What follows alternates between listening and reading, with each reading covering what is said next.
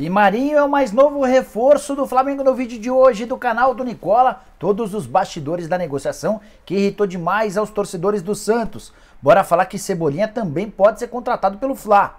Tem novidades importantes no São Paulo. Qual o tamanho da economia depois da saída de 12 atletas e a chegada de apenas 5? Bora contar ainda sobre o Corinthians. Por que o Ivan ainda não foi apresentado? Será que a negociação ainda corre algum risco?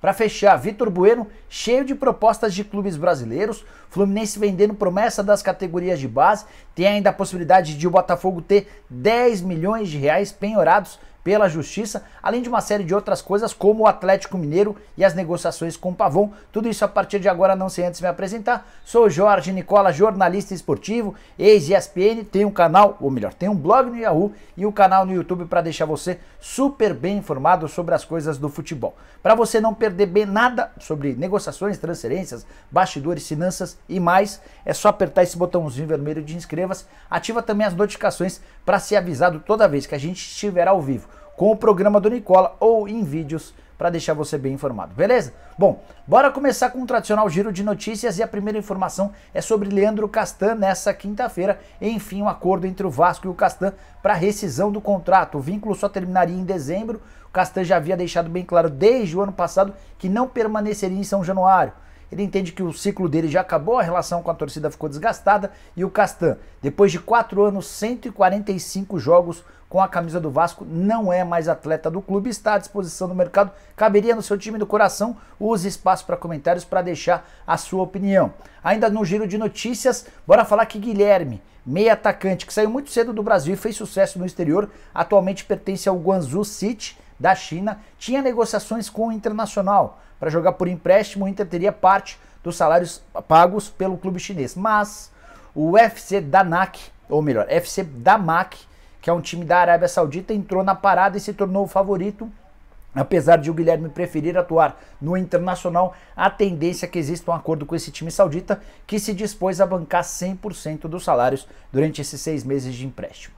A última informação do giro de notícias não tem a ver com futebol, mas com o campeão mundial de surf, Gabriel Medina, que não participará da primeira etapa do Mundial de Surf, alegando problemas pessoais. Nessa quinta-feira surgiu a notícia do fim do casamento dele com a modelo Yasmin Brunet. Então dá para explicar ou entender um pouquinho dessa decisão polêmica dele de abrir mão da disputa da primeira etapa do Mundial de Surf da temporada de 2022, Gabriel Medina, que é o atual campeão. Bom, bora começar o vídeo para falar sobre o Atlético Mineiro. Tenho contado para vocês da busca do Galo por um atacante de lado de campo. Com a chegada do Ademir, muita gente imaginou que o Atlético nem buscaria outros nomes, mas o próprio mercado e as notícias deram conta de algumas negociações. O Atlético tentou o Douglas Costa, que está a caminho do Los Angeles Galaxy. O Atlético também fez proposta pelo Sorriso, que fechou com o Red Bull Bragantino. Mas, apesar das duas negativas, o Galo segue no mercado e Pavon, atacante argentino do Boca Juniors, é o alvo do momento. Só que a ideia do Atlético Mineiro não é gastar para contratá-lo. Para tirar o jogador do Boca nesse momento, o contrato termina em junho, o Atlético precisaria desembolsar uma quantia. O Atlético trabalha nesse momento para fazer algo parecido com o Ademir. Espera o contrato dele acabar e apresenta no dia seguinte, sem qualquer custo. Você paga uma luva, um prêmio pela assinatura do contrato pro jogador.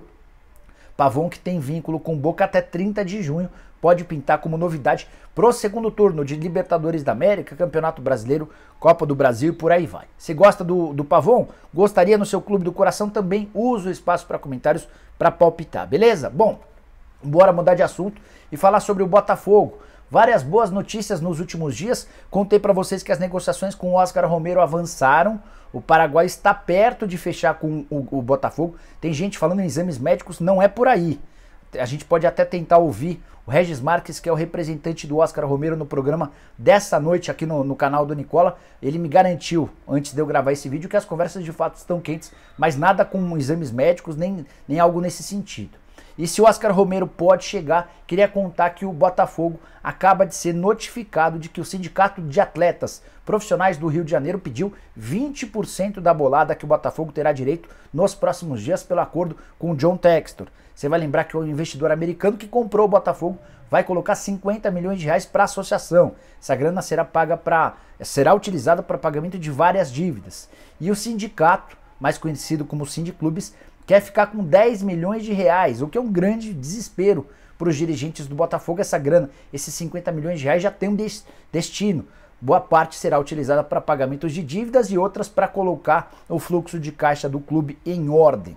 Então, notícia preocupante, o Botafogo afirma que vai batalhar na justiça para não ter de pagar esses 20% que equivalem a 10 milhões de reais. Os outros 350 milhões que o John Textor vai bancar serão depositados nos próximos meses/anos.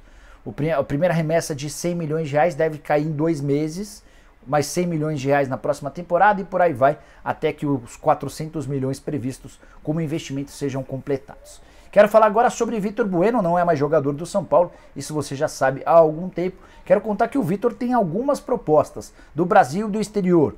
De fora ele recebeu uma oferta dos Estados Unidos e outra da China.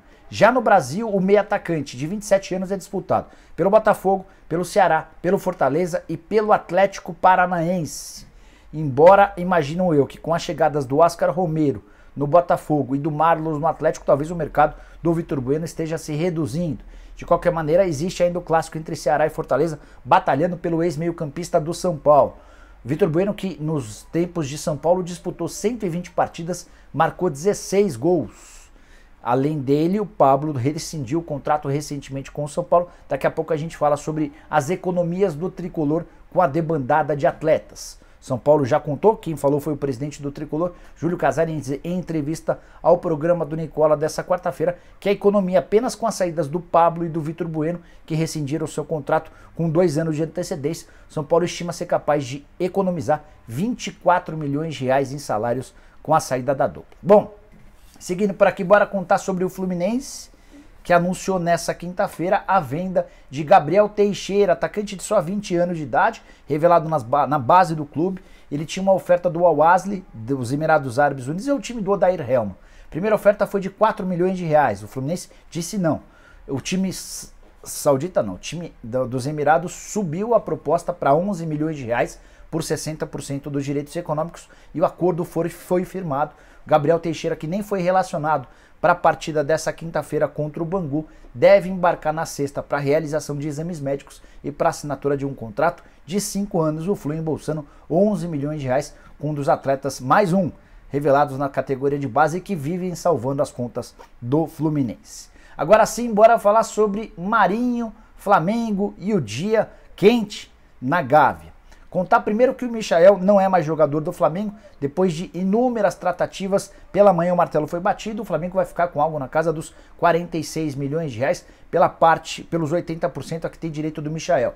Michael embarca nas próximas horas para assinar o contrato, fazer esses exames médicos e se tornar jogador do Al Hilal. Inclusive vai disputar o Mundial de Clubes, vai ter a oportunidade, caso o time dele avance, de enfrentar o Chelsea nas semifinais. Michael faz parte do passado, agora é projetar reforços e contratações. E algumas horas depois da saída do Michael, o Flamengo já se acertava com o substituto. Marinho, 31 anos de idade, é o mais novo jogador do Fla. Ele embarca às 20h30 dessa quinta-feira de São Paulo rumo à Gávea para passar por exames médicos e ser anunciado na sequência.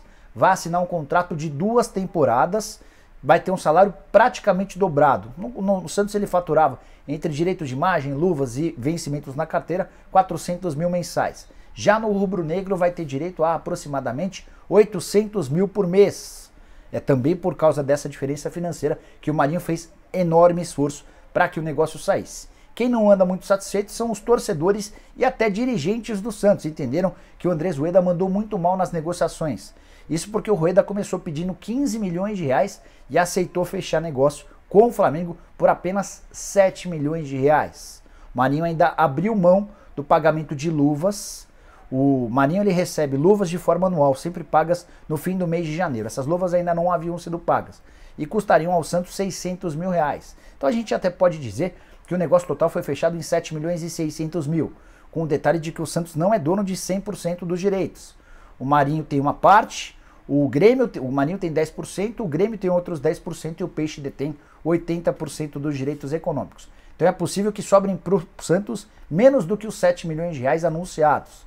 Negócio de fato ruim, ainda que a gente faça a ressalva de que o Marinho tinha contrato com o Santos até 31 de dezembro, a partir da metade do ano já poderia assinar um pré-contrato com qualquer outro clube interessado. bora te falar que além do Marinho, o Flamengo também trabalha nos bastidores para a contratação do Everton Cebolinha.